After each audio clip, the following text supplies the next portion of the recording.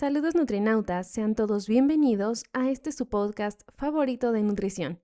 Mi nombre es Montserrat González Cuevas y el día de hoy vamos a hacer una pequeña pausa en la saga de bacterias porque me gustaría hablar de una noticia que recientemente llamó la atención de muchísimas personas en México. Si quieres saber más sobre esta impactante noticia, quédate aquí en Nutrinautas, explorando la nutrición.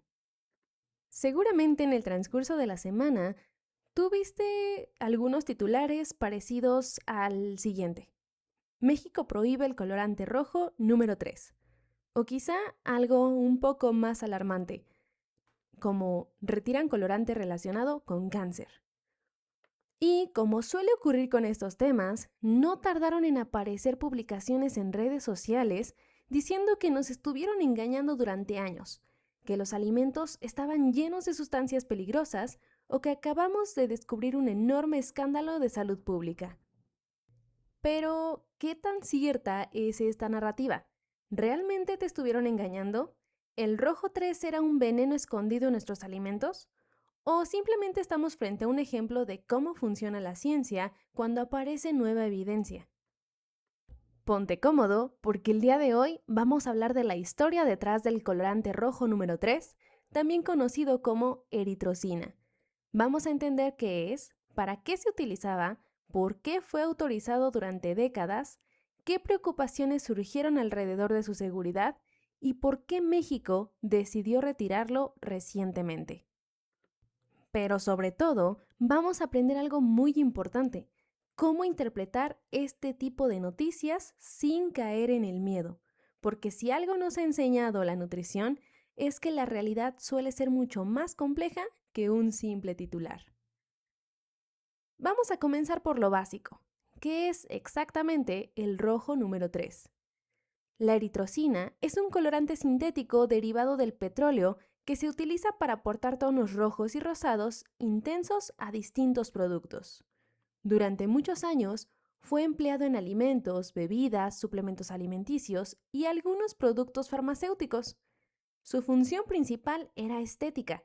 No aportaba nutrientes, no mejoraba el sabor y no hacía que los alimentos fueran más seguros. Simplemente les daba color. Y aunque esto pueda parecer algo superficial, la apariencia influye muchísimo en la forma en que percibimos los alimentos.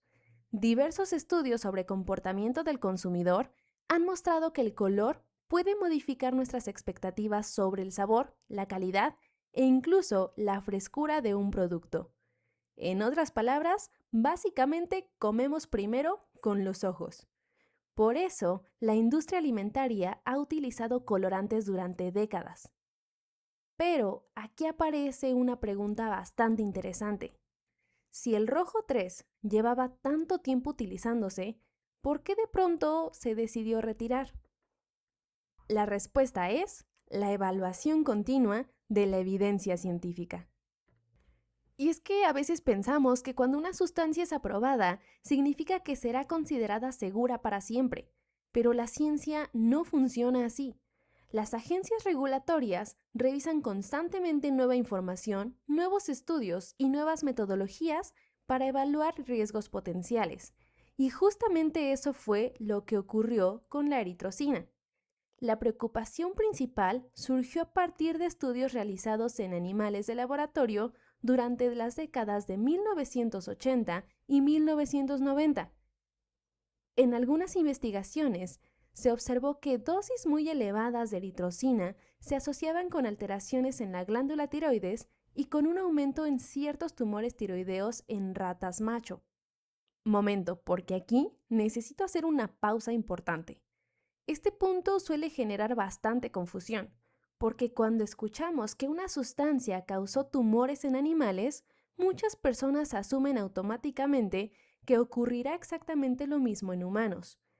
Pero la toxicología es muchísimo más compleja, porque las dosis utilizadas en estudios suelen ser muchísimo mayores a las que una persona consumiría normalmente. Además, recuerden que existen diferencias fisiológicas importantes entre las especies. Por esto, un hallazgo en animales no significa automáticamente que el mismo efecto vaya a ocurrir en los humanos. Sin embargo, sí representa una señal que merece ser investigada. Y esto, precisamente, fue lo que ocurrió. A lo largo de los años, distintos organismos regulatorios revisaron la evidencia disponible para determinar si existía un riesgo potencial para la población. Y aquí es donde aparece un concepto que me gustaría que todos recordáramos después de este episodio. No es lo mismo peligro que riesgo. Imagínate una escalera. Una escalera puede ser peligrosa porque existe la posibilidad de caer, pero el riesgo real depende de cómo se utilice. No es lo mismo subir 2 escalones con cuidado que intentar correr por ella mientras llevamos una caja enorme. Con los compuestos químicos ocurre algo similar. El peligro describe la capacidad de una sustancia para causar daño, pero el riesgo considera además cuánto estamos expuestos a ella. Es decir, la dosis importa, y muchísimo. De hecho, uno de los principios fundamentales de la toxicología es que prácticamente cualquier sustancia puede resultar dañina en cantidades suficientemente altas, incluso el agua. Entonces, cuando hablamos del rojo número 3, la discusión científica no giraba únicamente alrededor de si podía producir efectos adversos bajo ciertas condiciones experimentales, sino también sobre los niveles reales de exposición de la población. Y aquí entramos justamente en esta noticia reciente. La Secretaría de Salud de México anunció la eliminación de la autorización para el uso de eritrocina en alimentos, bebidas y suplementos alimenticios. Además, se estableció un periodo de transición para que la industria sustituya gradualmente este colorante por otras alternativas. Esta decisión se fundamenta en evaluaciones de riesgo realizadas por las autoridades sanitarias y en la revisión de evidencia científica acumulada durante décadas.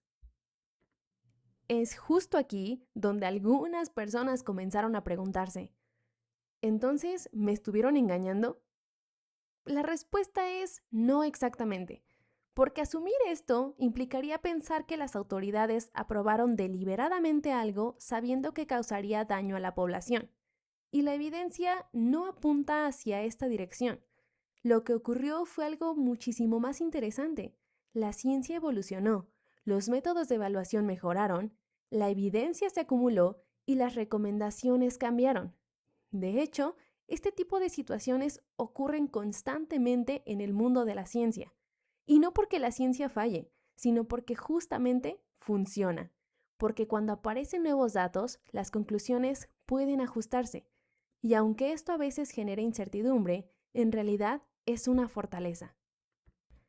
Imagina lo preocupante que sería que las recomendaciones jamás cambiaran, independientemente de la evidencia disponible. Ahora bien, ¿significa esto que debemos entrar en pánico si alguna vez consumimos productos que contenían rojo número 3? La respuesta es no. La noticia no significa que consumir un dulce rojo hace 10 años vaya a provocar automáticamente una enfermedad. Tampoco significa que todas las personas expuestas desarrollarán problemas de salud. Lo que refleja es una decisión preventiva de salud pública basada en el principio de precaución y en la disponibilidad de alternativas. Y esto también es importante entenderlo. Muchas veces las regulaciones no se implementan porque existe una emergencia inmediata, sino porque existen opciones más seguras o porque se considera prudente reducir ciertas exposiciones innecesarias. Después de todo, estamos hablando de un colorante cuya función principal era aportar color. No es un nutriente esencial, no es un medicamento indispensable, simplemente es un aditivo utilizado con fines estéticos. Lamentablemente, como lo he dicho antes aquí en Nutrenautas, vivimos en una época donde las redes sociales suelen presentar los alimentos como si fueran una batalla entre lo bueno y lo malo, entre lo natural y lo artificial, entre lo seguro y lo peligroso. Pero la realidad casi nunca es tan simple. Existen compuestos sintéticos que son extraordinariamente seguros y existen sustancias naturales que pueden ser altamente tóxicas. La seguridad de una sustancia no depende únicamente si proviene de una planta o de un laboratorio. Depende de su composición química, de la dosis, de la exposición y de la evidencia científica disponible.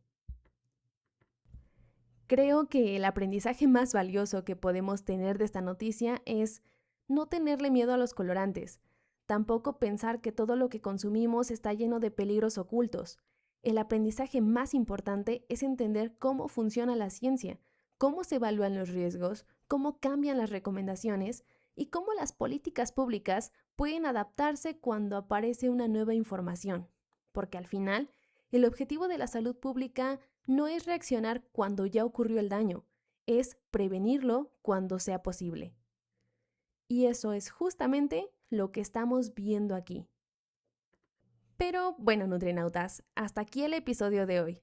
Espero que esta conversación te haya ayudado a entender mejor la historia detrás del Rojo 3 y sobre todo a interpretar este tipo de noticias con una mirada un poco más crítica y más informada. Recuerda que la ciencia no es un conjunto de verdades inamovibles, es un proceso constante de aprendizaje, revisión y mejora. Yo aquí los dejo y nos escuchamos la siguiente semana. Agradezco profundamente a Producciones Argos por hacer posible este programa. Cuídense mucho y recuerden que cuando una noticia sobre nutrición parezca demasiado simple, probablemente todavía falte conocer toda la historia. Nos vemos en el siguiente episodio de Nutrinautas, explorando la nutrición. ¡Chao!